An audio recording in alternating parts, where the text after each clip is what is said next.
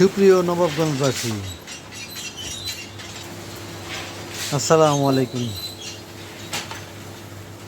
দক্ষিণ বালুখণ্ড মুড়ি ভাজার মিল দেওয়া হয়েছে।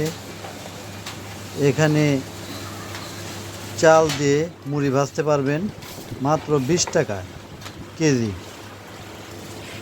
এছাড়াও এখানে রয়েছে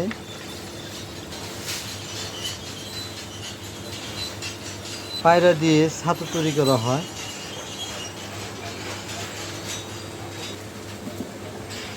এরপর ধান থেকে চাল ভাঙানো হয়। আরও উন্নত প্রযুক্তি এখানে সংযোজন করা হবে। পরবর্তী আপডেট আপনাদেরকে জানিয়ে দেব।